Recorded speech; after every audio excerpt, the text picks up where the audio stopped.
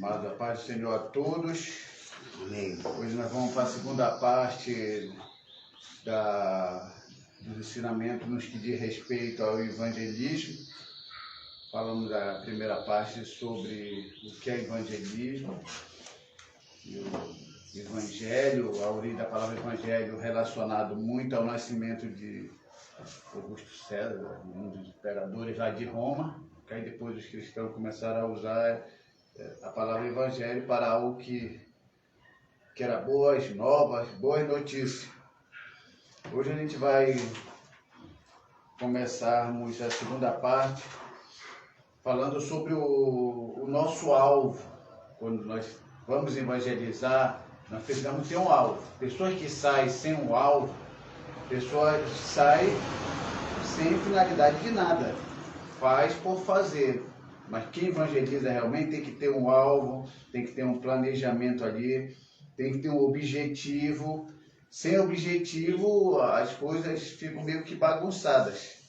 Então, evangelização e evangelismo, nós sabemos que evangelização é a transmissão do evangelho. Evangelismo é a obra de falar de Cristo ao perdido, é o zelo em pregar o evangelho. Evangelismo, ismo, essa palavra, no final da palavra, ismo sempre vem com algumas pessoas entendem aí como ideologia, filosofia. Então, quando a gente fala evangelismo, a gente vai para a parte mais teórica. A pessoa precisa estudar, se aperfeiçoar, entender os métodos e como a pessoa vai lidar com várias situações quando sair para pregar Cristo. Então, o evangelismo é a parte teórica. Evangelização é a parte prática. Então, evangelismo teórico, evangelização prático. Então, o que você aprende, o que você estuda, nós chamamos de evangelismo. Por isso que existe uma matéria em evangelismo e estudamos sobre essas questões. E a pessoa sai para pregar o evangelho, que na prática é a evangelização. Então, o nosso alvo, ele precisa estar direcionado para alguma coisa. Então, nosso alvo, ele é tríplice. Por quê? Porque a primeira coisa que nós saímos para pregar o evangelho, nós devemos ter o pensamento de que nós vamos pregar para alguém. Então, a primeira questão é salvar os perdidos. Essa é a primeira questão, nosso primeiro alvo. Salvar os perdidos. Quando eu falo salvar os perdidos, não quer dizer que eu vou salvar os perdidos. Não é nesse sentido. Salvar os perdidos é no sentido de que pregando a Cristo, quem o salvará realmente é Jesus Cristo. Eu só vou pregar. Então a gente usa muito assim, salvar os perdidos, salvar a alma perdida. Isso é uma força de expressão nossa. Mas quem realmente salva é Jesus Cristo. Salvar a pessoa de quê? Aí existe vários sentidos. De que a pessoa pode ser salva quando você prega a Cristo? E tendo uma nova consciência do Evangelho na sua vida. Você pode estar salvando aquela pessoa das drogas, da bebida descontrolada, da prostituição. De todas essas coisas a pessoa pode estar sendo salva. Ela pode estar indo para um nível que nós chamamos de santidade. E o que é santidade? Santidade está ligada à palavra santo. E a palavra santo está ligado, ou melhor, significa separado. Você começa a dar compreensão para aquela pessoa que ela deve se separar de tudo aquilo que faz mal à alma, ao espírito e ao corpo. Quando a pessoa tem compreensão da santidade nesse sentido, a pessoa começa a ver o que é bom para ela e o que não é bom para ela. Quem pode fazer isso? Só o Evangelho. Então, sair para salvar os perdidos é algo que deve ter como dentro do coração daquele que sai para evangelizar. Salvar os perdidos. Pregar o Evangelho a Cristo. Como eu peguei essa palavra aqui do pastor Antônio Gilberto, um dos grandes teólogos aqui no Brasil, que já dorme no Senhor, que diz o seguinte: quem ganha uma criança para Jesus salva uma vida inteira. Quem ganha um adulto salva apenas meia vida, pois a outra metade o mundo levou. Cuidado, pois uma oportunidade perdida pode nunca mais voltar. Um coração hoje aberto pode amanhã estar fechado e para sempre. Então, nossa oportunidade é agora. Você tem que falar de Cristo agora, para qualquer pessoa. Se for uma criança, melhor ainda. Se for para um adulto que tem uma experiência no mundo, a outra metade o mundo já levou, mas essa metade aqui ele pode ter uma experiência em Cristo. Ou então aquele que se fecha no seu coração, que nunca ouviu o Evangelho, pode um dia também partir dessa vida sem conhecimento das coisas de Deus. Então o alvo, salvar o perdido, tem que sair com esse pensamento. E salvar o perdido, como eu falei para vocês, quem salva é Jesus. Nós anunciamos a verdade. Isso é uma força de expressão nossa. Então, é tríplice. O primeiro é salvar os perdidos, restaurar os fracos na fé. Sabemos que os fracos na fé são aqueles que não se sentem mais animados a dar prosseguimento na sua caminhada em direção a Deus através de Cristo. Então essas pessoas meio que pararam. Elas não estão totalmente no mundo, mas elas estão quase que querendo ir para o mundo. E aí a primeira coisa que nós precisamos entender e conversar antes de fazermos julgamento, porque assim, quando um cristão começa a ficar fraco na fé, a primeira avaliação que se faz é que esse irmão já está se desviando, que ele já não quer mais nada, e às vezes, muitas pessoas dizem que ele já está no mundo de vez, mas às vezes, muitas das vezes, isso não é verdade. Então, se a gente tem um alvo na evangelização, e para sair para falar com esse irmão, a gente procura primeiramente saber o que levou aquele irmão a ficar naquele estado espiritual, que pela nossa avaliação, e às vezes na avaliação dele, às vezes nem está fraco, ele só simplesmente está se ausentando um pouco. Aí a gente precisa saber. Então a gente precisa saber por que esse irmão está fraco, se ele está fraco ou não está fraco. Porque tem gente que avalia assim, se não apareceu na igreja, está fraco na fé. E às vezes não é assim. Tem muitas vezes o pessoal não vem nem para a igreja, ele está na sua casa, está lendo mais Bíblia, está orando mais, e às vezes está muito mais forte do que aquele que às vezes está todo dia na igreja, mas não tem nenhuma ligação com o Espírito Santo tão forte como aquele que às vezes não está todos os dias. Isso aí é relativo, então a gente não pode avaliar por aí. Então é por isso que é bom conversar, para não chegar julgando. Porque tem algumas igrejas aí fora, as mais tradicionais, que no pensamento deles, uma pessoa só é forte e ficar todos os dias na igreja. Todos os dias sentado no banco, aonde o pastor daquela igreja possa ver aquela pessoa todos os dias. Um dia que o pastor não vê aquela pessoa, e ele já chega na avaliação dele, que aquele irmão, tem um irmão fraco na fé, nunca mais apareceu no culto. Não, não é isso. A gente vai lá conversar e saber. Se a experiência dele é com alguma coisa dentro da igreja, a gente usa essa mesma experiência dele para dizer que não é só ele que passa por aquilo. O pastor falou uma coisa que eu não gostei. Aí a gente faz ele entender que não é só ele que já passou por isso, outras pessoas passaram. Porque o irmão falou mal de mim. A gente também faz ele entender que não é só ele que é a peça única que passa por essa experiência. Outras pessoas também falam de outras coisas, e o povo gosta dessas coisas, de falar do que não se deve. E fazendo ele entender, e trazendo o entendimento a ele, que ele pode superar e aprender com essa experiência. E então, fazer com que ele possa aprender com essa experiência de superação dele em relação a essa situação pode ser usada para outros irmãos que vão passar pela mesma situação. E aí ele vai começar a entender. E outra coisa, fraco na fé agora em pleno século XX, não significa necessariamente uma pessoa desviada. Então, quando a gente fala fraco na fé, a gente ainda tem um pouco do pensamento dos anos 80, 70, 60, que era quase aquela pessoa realmente que ia para o mundo e se entregava para o mundo. Hoje em dia, o fraco na fé, muitas das vezes, é aquele que tem muito mais sensibilidade ao ouvir a voz do Espírito Santo, que pelo menos está percebendo que alguma coisa está errada.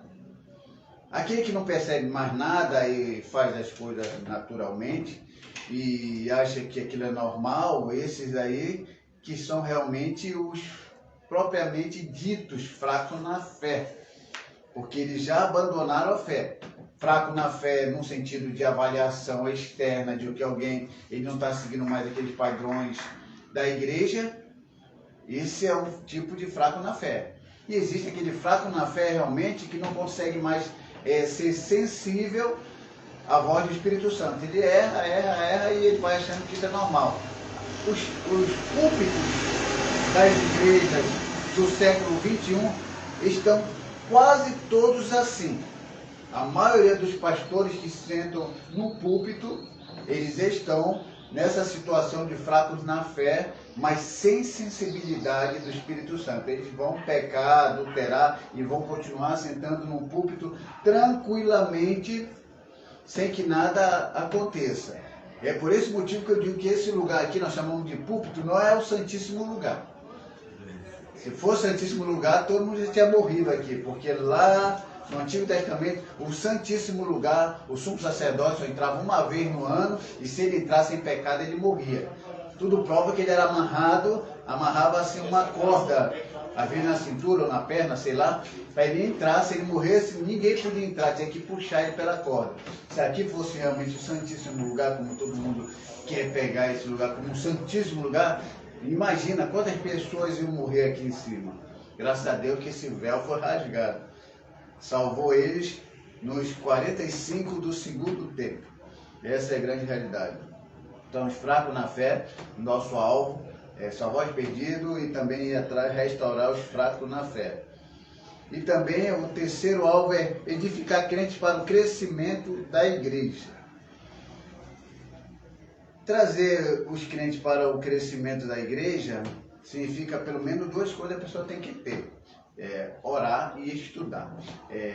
Orar significa conversar com Deus. E essa oração não significa oração de exibição.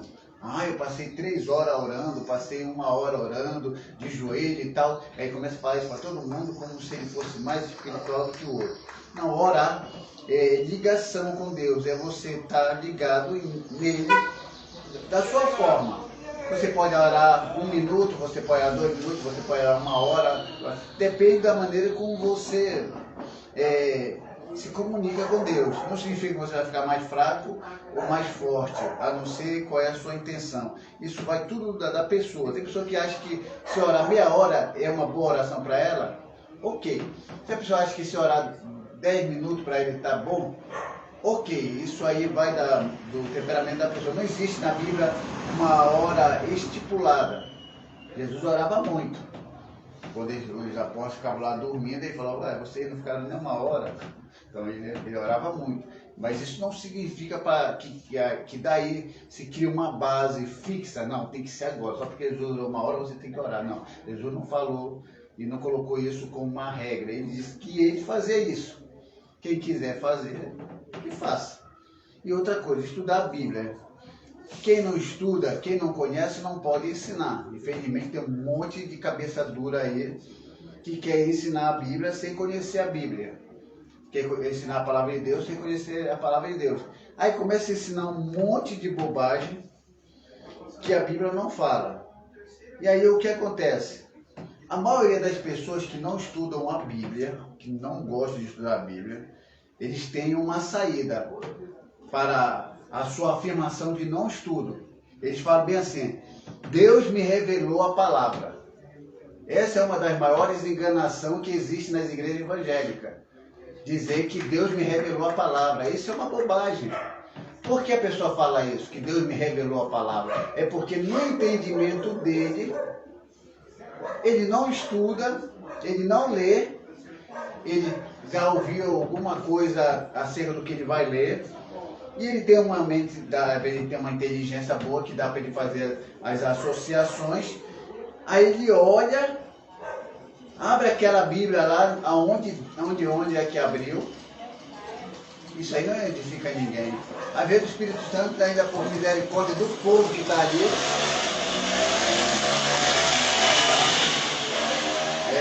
Aí traz alguma coisa.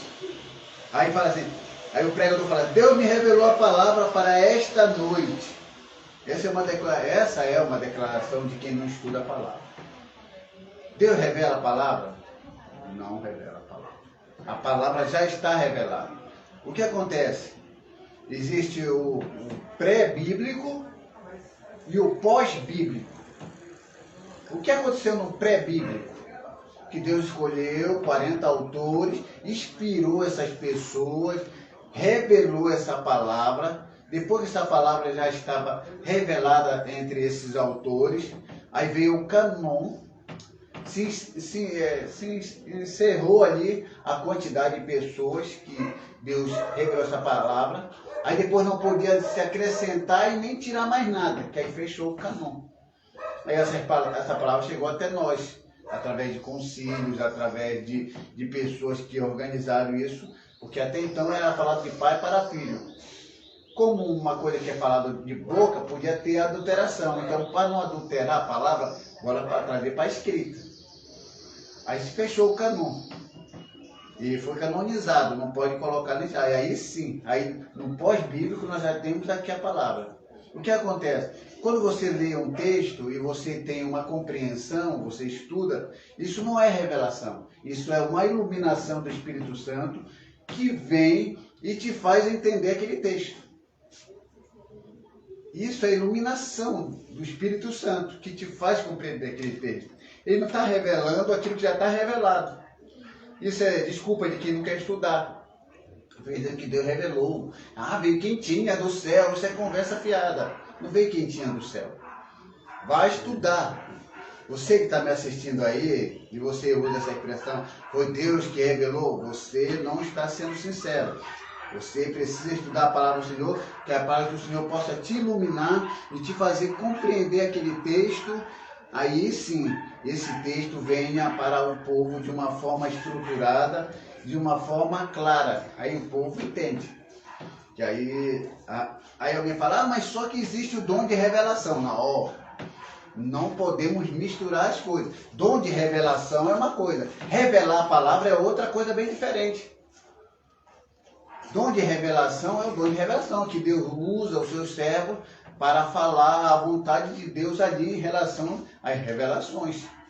Não é palavra, é que a pessoa que tem um dom de revelação, ele até fala, mas você pode perceber que ele não pode falar nada além da Bíblia, nada além da palavra. Se ele revelar algo contrário à palavra, aquela revelação não é de Deus, ou é da carne ou é do diabo.